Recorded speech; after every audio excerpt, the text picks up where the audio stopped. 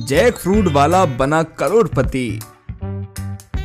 रौनकपुर नामक एक गांव में गिरधर नाम का एक गरीब जैक फ्रूट बेचने वाला रहता था। वो रेडी लगाकर जैक फ्रूट्स बेचता और तो और कभी कभार गांव की गलियों में रेडी घुमाकर फेरी भी करता। अरे जैक फ्रूट ले लो, अरे भैया ऐसे कटहल जिंदगी में कभी नहीं खाए होंगे, जैक फ्रूट ले लो, जैक फ्रूट। इतनी मेहनत और परिश्रम करके भी गिरधर के जैक फ्रूट्स को कोई नहीं खरीदता और मुश्किल से बोनी ही हो पाती है बस। एक दिन दूसरे गांव से वनराज नाम का एक आदमी आता है। वो गिरधर के ठेले के पास आकर,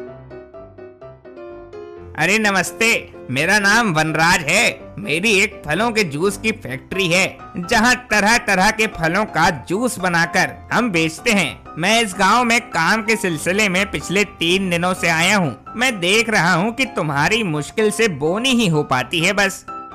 हाँ साहब, लेकिन अब मैं क्या करूँ? मैं तुम्हें अपने गांव ले चलता हूँ। मेरे बगीचे में तकरीबन 40 जैक फ्रूट पेड़ हैं। तुम उनमें से जैक फ्रूट तोड़कर बेचा करना और जो मुनाफा होगा उसमें का 50% तुम मुझे दे दिया करना। हाँ साहब, धन्यवाद मदद करने को। गिरधर वनराज संग उस गांव में जाता है। ये रहा मेरा बंगला। दिखने में सुनसान इलाका है क्योंकि मैं अकेला ही रहता हूँ ना, इसीलिए तुम आधे पैसे मुझे शाम में नदी के पास आके दिया करो। क्यों साहब, नदी पे ही क्यों? यहाँ क्यों नहीं? आप तो यहीं रहते हो ना?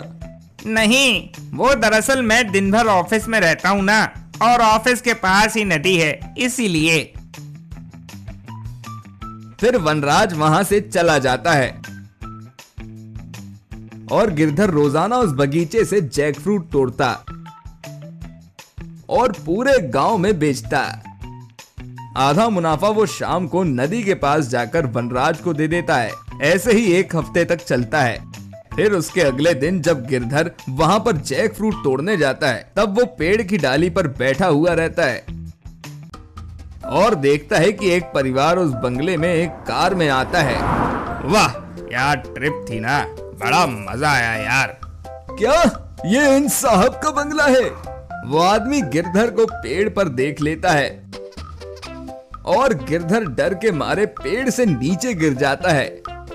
अरे मैया रे!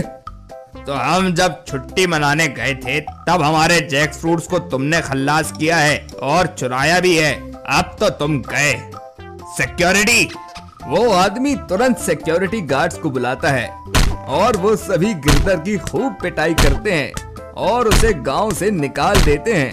तभी वनराज उसे रास्ते में मिलता है। क्यों रे, कैसा लग रहा है बुरी तरह फंसकर? अब तो तू ना घर का रहा ना घाट का। मैं कोई जूस फैक्ट्री का ओनर नहीं हूँ, मैं तो 1 नंबर का 420 चोर हूँ। धोखेबाज, मेरी 7 दिन की मेहनत के पैसे दे दे। गिरधर वनराज को पकड़ने ही वाला होता है कि तभी वनराज दुम दबाकर वहां से भाग जाता है। अब गिरधर बिल्कुल बेसहारा हो जाता है।